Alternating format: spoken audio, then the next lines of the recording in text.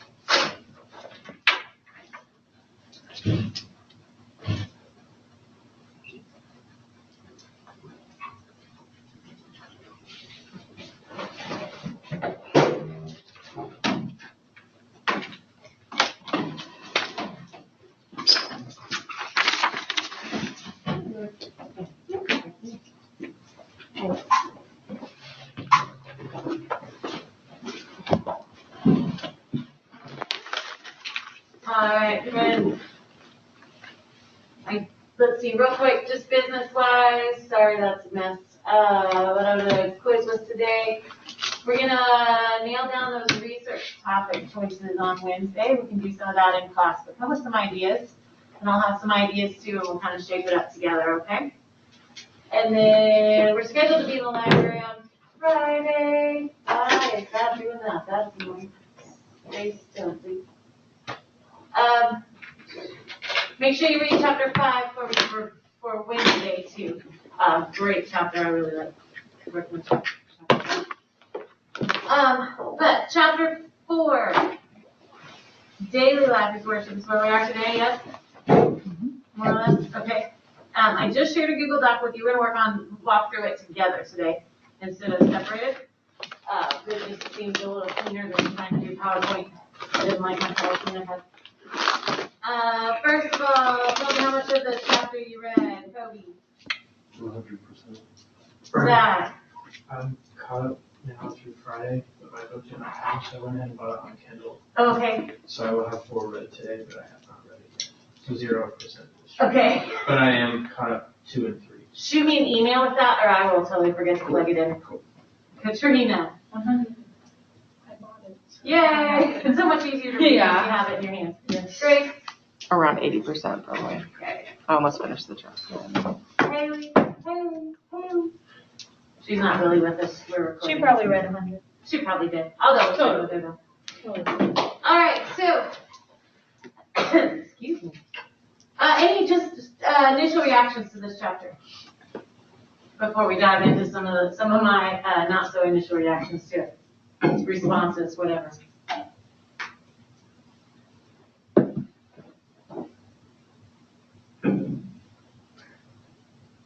Anything that you're like, oh, what the heck did that mean? Or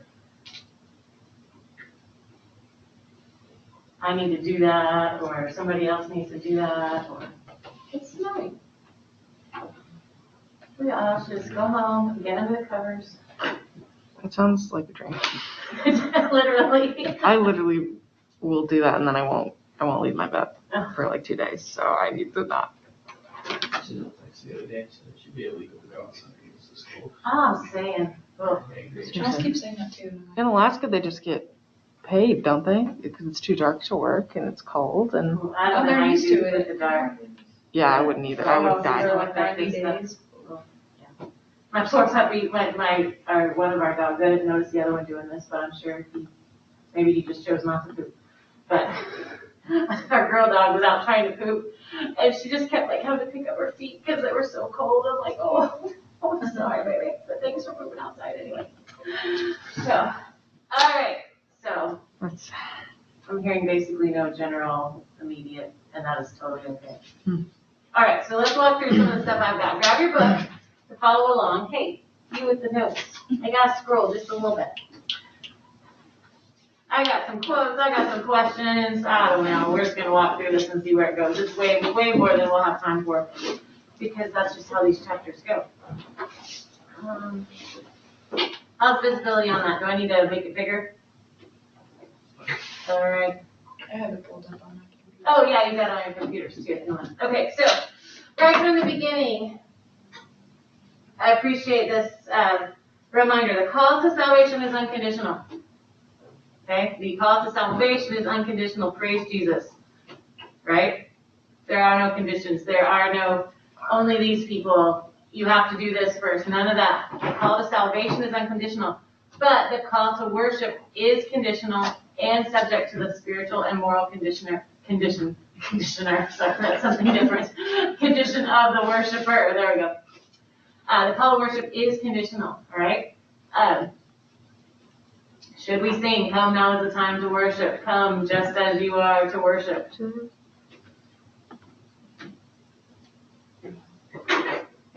I mean, besides the fact that it's old. It's a hymn. It's not a hymn. Bite your tongue. I hope it's not wrong because I bought a rug to scrape your feet off before you go inside yesterday that says come as you are, so. Oh, I love that for coming to your home. Yeah. That's really cool. Thank That you. is good. That's It's cute, right? I think of Nirvana, so I should be given I think there's, oh, yeah, no, you I go. think there's an element of yes, come as you are, but don't say as you are. Yeah. Yes, absolutely. Yeah. And the reality is, yes, we are called absolutely as we are to salvation, but we are not called to come just as we are to worship. There's nowhere in Scripture that we have that come just as you are to worship. There are conditions. We don't like that. It's not very seeker friendly. It doesn't sound very hospitable. It is ultimately hospitable though, because it's don't stay as you are, okay? Number 2, unless the worshiper walks with God in daily life, no cultic acts will impress God positively. Somebody say that in English. Or American. American. Actions speak louder than words. Actions speak out. Actions, daily life actions speak louder than worship ceremonies. Yeah, to God. Okay, so we can go through all the cultic action. Don't be afraid of that word cultic. It just means religious activities. Don't be afraid of the word religious for that matter. Okay, we're not talking about cults as in like a religious sect that's evil. We're just talking about worship actions. It's just a word for worship. So none of that stuff that we do, these people honor me with their lips, but their hearts are far from me. Unless it's lived out in our day-to-day life, none of that is he's not impressed. The sacred and the secular may not be divorced. That one's hard for us, I think. I think we want things to be either Christian or not Christian, to be holy or not holy. But our lives are what live out our acceptable worship. So, true worship is expressed primarily how? It's on page 81. In everyday conduct? In everyday context. Let's see, let's put it in caps so we remember that's the answer. Everyday conduct, yeah. I was like, it's on page 81, it's underlined, and there's a heart beside it. But that's probably only in my book. True worship is expressed primarily in everyday conduct. All right, one of my favorite things about this chapter, and I have had it taped to my bathroom mirror since the first time I read this chapter, and it's getting very, very faded, is his definitions for love. So we have one Hebrew, one Greek word. Hebrew word ahav. Everybody say ahav? Ahav. And my mnemonic for that when I was taking Hebrew was ahav for you. Okay, it's terrible, but mnemonics do what they have to do. So ahav. Somebody type that so I can talk. They all have access to this. And then our Greek word agapao. Everybody say agapao. Agapao. You're probably familiar with agape at least, if not agapao. So definition on 88 says that those two words mean to do what, Toby? Oh, sorry, I just put you on the spot. You don't have it in front of me. Somebody's got it in front of them. Sorry. Kingdom locations are weird. Oh, yeah. So there's a little chart that says Jesus' understanding of the Decalogue. Mm-hmm.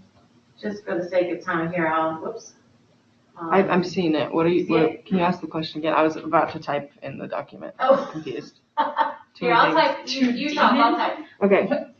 Oh, demonstrate. To demonstrate covenant commandment through actions that serve the other person's interest and well-being. Okay, what a lovely day to talk about that right after Valentine's Day. What is real love? It's demonstrating covenant commitment through actions that serve the other person's interest and well-being. And he expands this a little bit even on page 100, and this is the one I've had taped to my bathroom. And I think it should be like a marriage vow. I think it'll make a really good marriage vow. This is on page 1. I don't know how to say it in Kindle numbers. It's under the category Deuteronomy, the Torah of Moses and life as worship, if that helps you find it. So Ahab there speaks of a, whoops, oh dear. Do you want me to read it? Yeah. Hang on just a second. Yeah, you go. Speaks of a fundamental disposition of commitment within a covenant relationship that seeks the well-being and pleasure of one's covenant partner through concrete actions, often without regard for oneself. I can't type it. Does everybody else agree with that? No. Never try to rely on. Sorry, I didn't stop because I was looking down. No, you're good. Let me just refresh and see what happens. I'm sure it doesn't have anything to do with the 73 tabs I have open. That's me. That's me too. What I've done is I can deceive myself by opening the browser a couple times, and then I have a couple. See, and then I have like 10 in each of my open. I'm bad about that too. Then I think I only have 10 open instead of All right, so 30. a fundamental. Dang it. All right. Oh dear.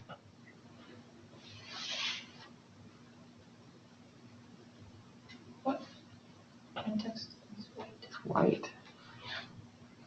What? I started typing and it was white for some reason. Oh, you found it. Awesome. Go, Katrina, go. I didn't find it, but I just. We know it's fundamental something. Yeah. All right, fundamental disposition. Disposition. A commitment within a covenant relationship.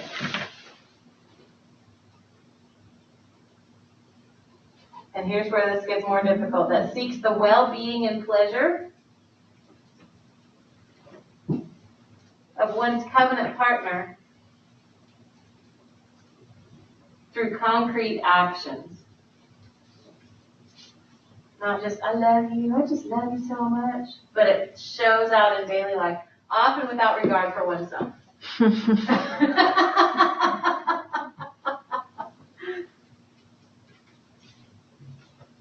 Often not in. There, I got it. That, yeah. Yeah, often without regard for oneself. So if you don't catch anything from this chapter, I want you to make sure you catch that. Don't make too big of a deal with the whole Greek thing about agapao and phileo and blah, blah, blah, all that stuff. But this is what real love is. Covenant commitment through actions that serve the other person's interest and well-being.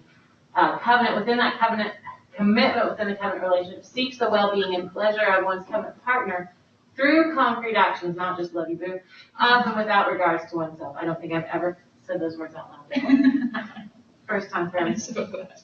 All right, page, now we're going back to where we were. Page 82, we've got this ethical expressions of worship.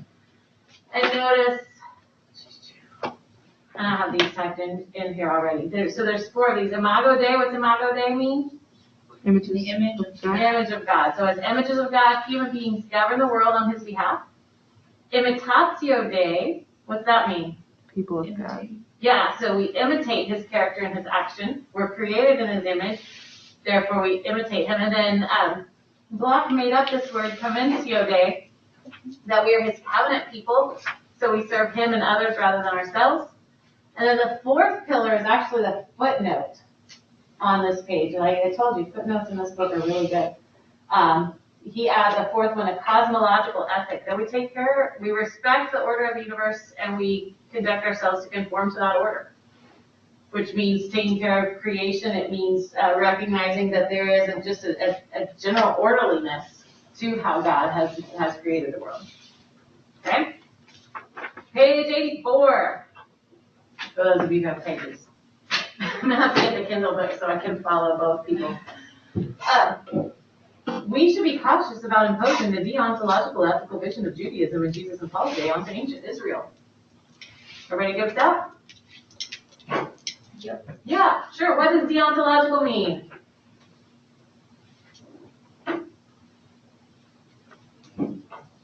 You can get it right there from the book. Grounds the morality of action on conformity to rules and views ethical performance as a fulfillment of obligation. Yeah, say that louder. It's big words. It grounds the morality of action on conformity to rules and views ethical performance as a fulfillment of obligation. Yeah, okay. So, so basically we do things because we're obligated to do them. We do the right thing because we feel obligated, okay? Not the healthiest view there, right? So how would you restate, now that you know what deontological means, how would you restate number 7? Let's let Kobe take a stab at it, since this is in front of him and I can't give you my book, I'm sorry, I'll be too lost if I do. Zach will share with me. Oh.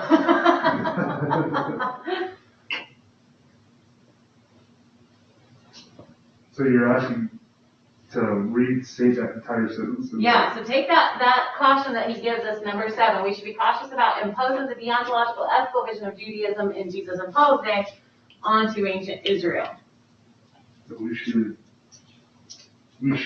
take what happens with the like the Pharisees and everything of Jesus' day and assume that's how the people of ancient Israel thought and believed. Good.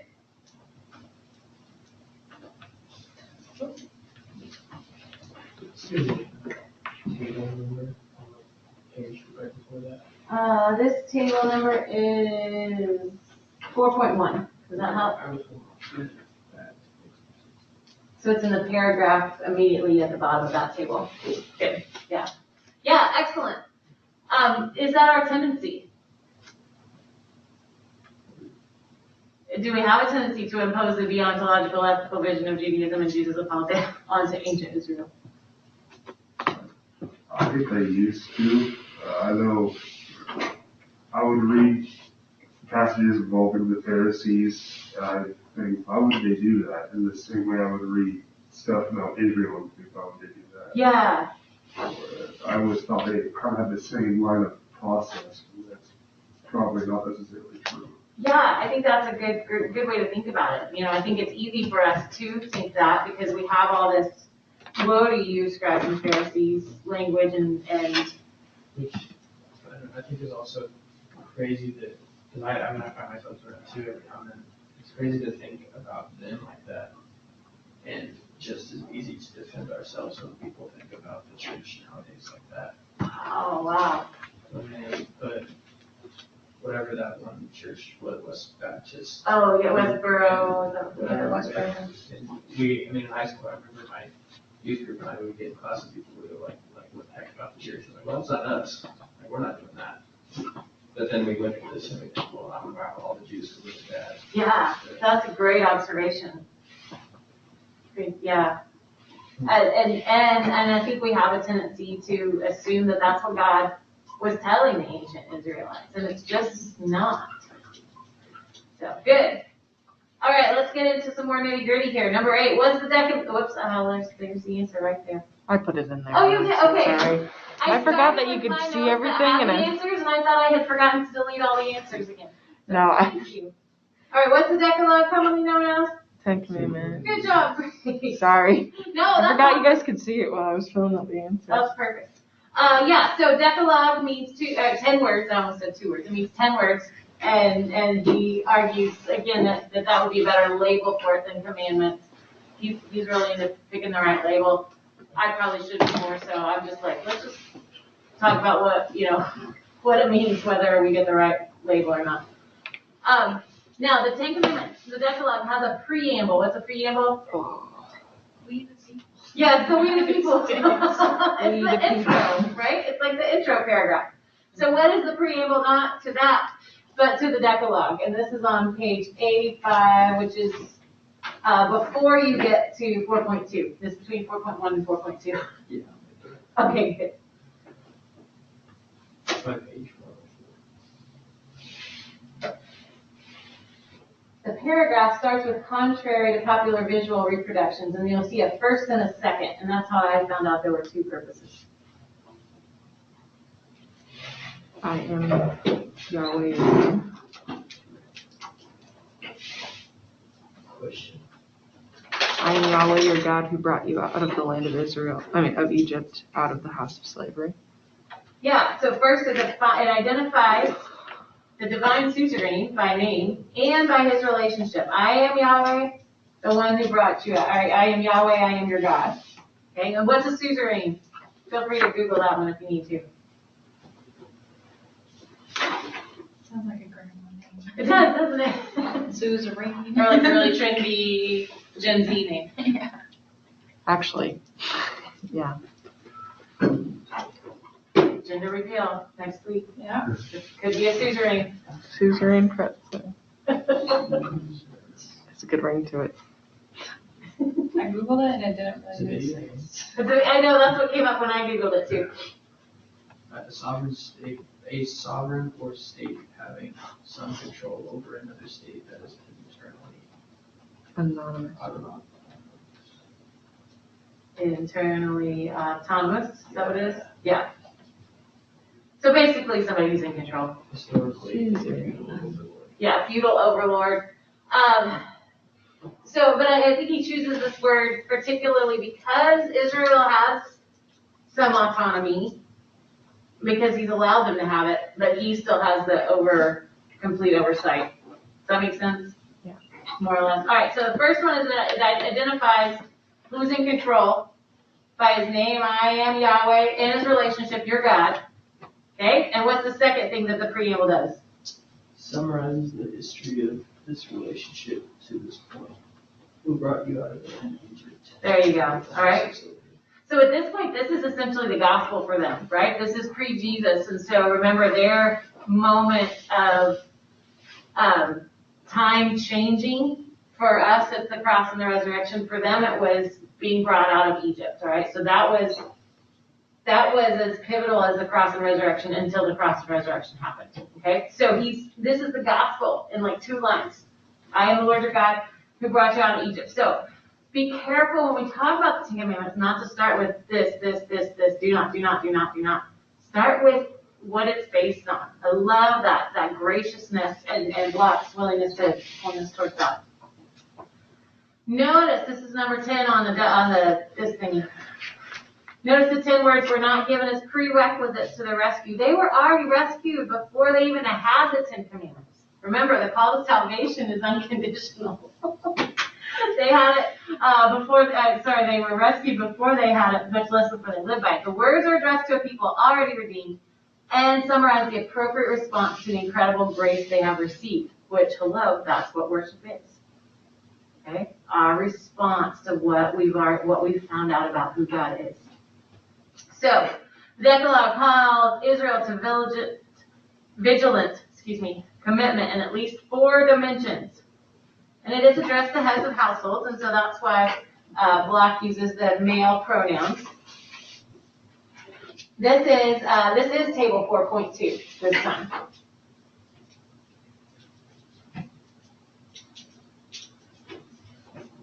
So his commitment is between the Israelite and his God is the first one. What's the second one?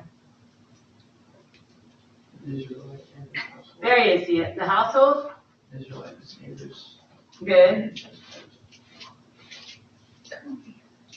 And so, before we jump a little bit further into the 10 Commandments, the Decalogue, I love this quote. I forgot to put the page number.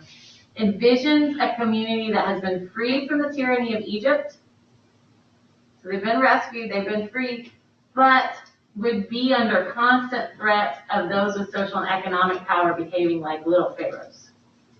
Each principle seeks to protect the rights of someone else in the face of abusive heads of households. So that threat of tyranny, that threat of oppression is constantly there, even though they're not under the big pharaoh anymore, because of our fallenness. And so the Decalogue helps set those relationships right and protects.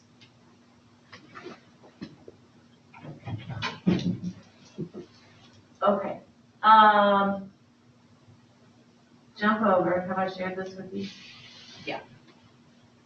Yes, all right, whoops. Jump over to the 10 Commandments one.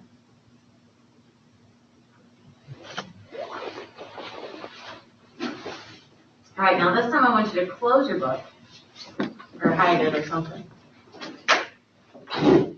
And go to, let's do Exodus 20. And just based on a reading of scripture, see if you can figure out, so the first thing you're going to put in is what the preamble, but let's say we get to command number 1. You have to put the first command is. Whose rights are being protected and what kind of rights are being protected by the first commandment, by the second one, by the third one? Based on the chart. Try to ignore the chart, and then we're going to compare and contrast and see how we do. So let's see, Grace do number 1, Katrina do 2, Zach 3, Kobe 4, Grace 5, Katrina 6, Zach 7, 8, and then we'll see if we get any further than that.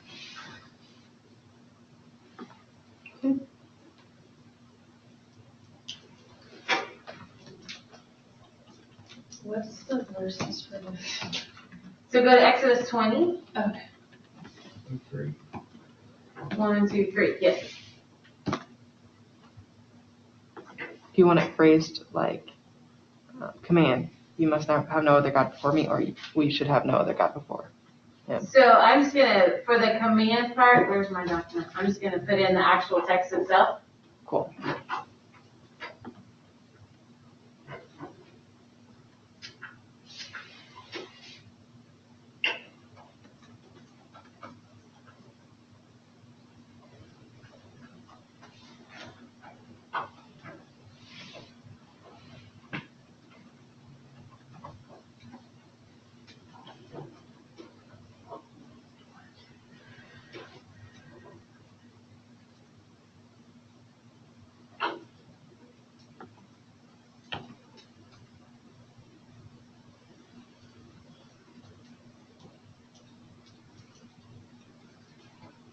Are you 5 or 6? Say what? You're 5. Okay.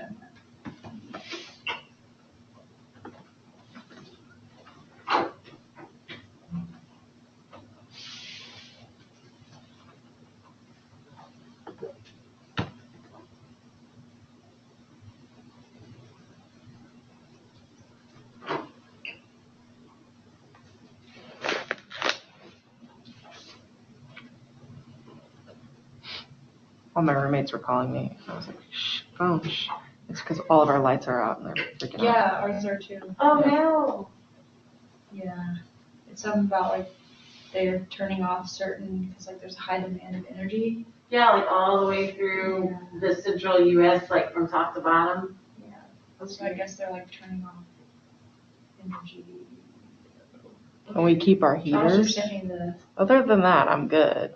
Just I want to keep the heater part of electricity. If you need a place to stay, let me know. Yeah, we will, definitely. Just don't, if they turn your heat off, that's Oh, fine. heck no. I'm out of there. Even if they turn ours off, we at least have one gas fireplace that works. We have 2. One doesn't work, but one that does, so we can turn it on and warm up around it. So let me know if you need a place. Thank you.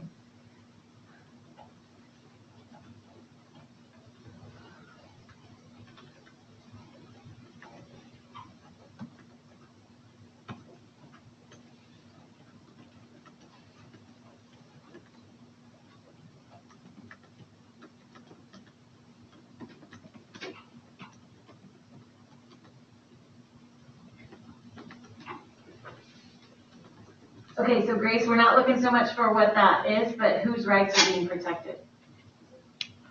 So in this case, it's actually Yahweh's rights who are being protected. And what kind of right?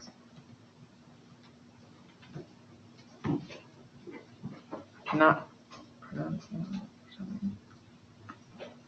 There we go. It's a little easier, I think, for us to see the person-to-person ones. Yeah, Than this it one's is hard. for us to see, like, God has rights. Like, are we sure? He's just God, right?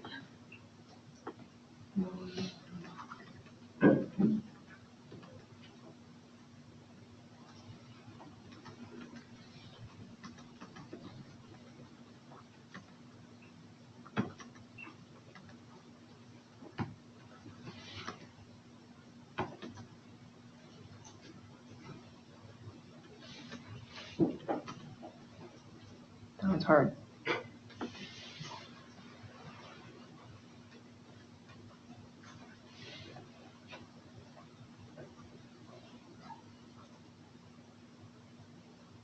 Good, good. There you go, you getting it.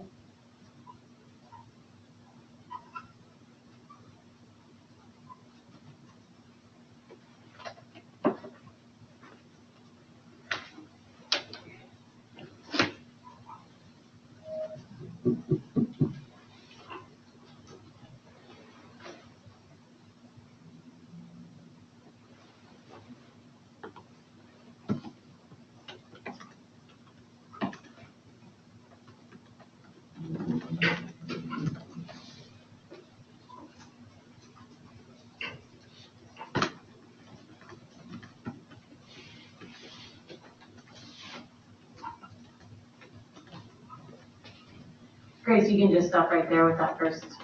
Just honor your father and mother. Okay. Just for the sake of time. Good, good, good. Good.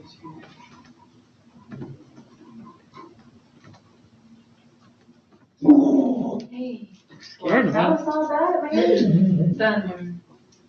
You just saved our lives, didn't you? She's such a good boy. Here's Scared one. mom. It's okay. It's okay.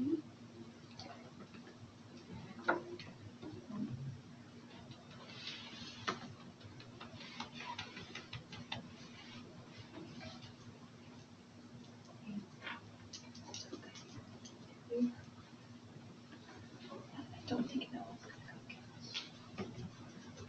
cook. Almost done, right? Good, good, good.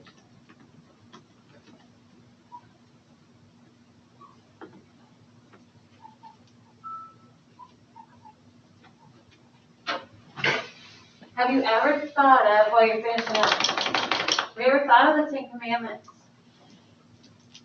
this way, as protecting?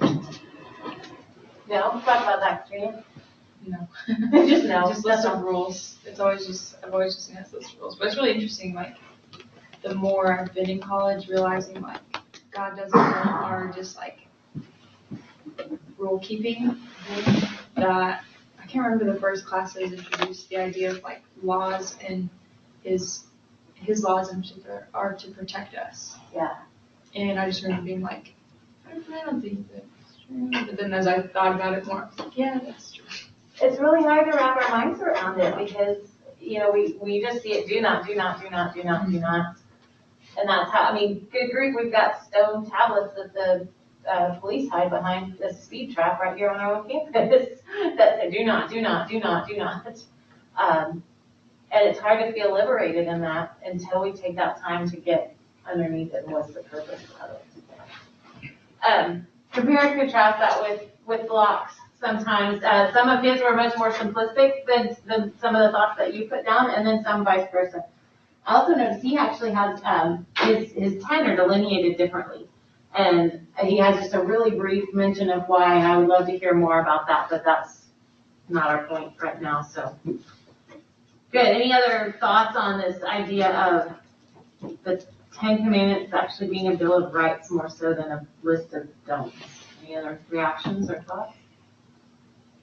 In the history of social justice, we talked about, for those telling us, we talked about how the Ten Commandments weren't just made like as rules and as protected, but to help protect the people who were most at risk in this society, to help kind of honor them and make sure that they're safe. Yeah. Yeah, it really puts a different spin on it when we get underneath it and behind it and realize, and it's frankly gives more motivation for trusting these and adopting them in our own lives. Good. We're out of time. 30 seconds. I think it, like, when people talk about the second covenant, a lot of people's reply back when I say stuff like that is like, well, should we just murder then?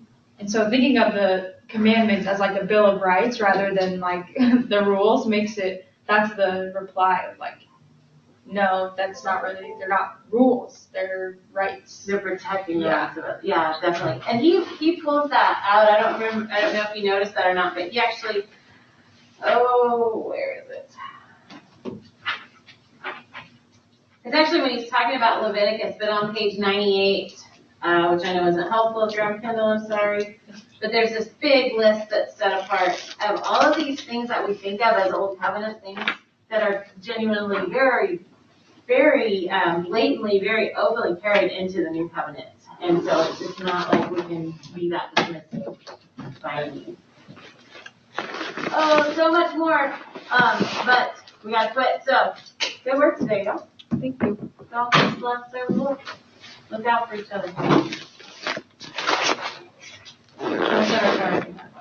Okay. What are bars of bread? Now it's just like by the grid, so it's like, your turn. Yeah. Well, we live really close to Your each other, turn. so hopefully. Yeah, so it makes sense that we have it. Yeah, Allie just texted me. It just came back on. Yay! I'm still gonna light a fire when I get home because that sounds wonderful. I'm gonna go buy 50% off.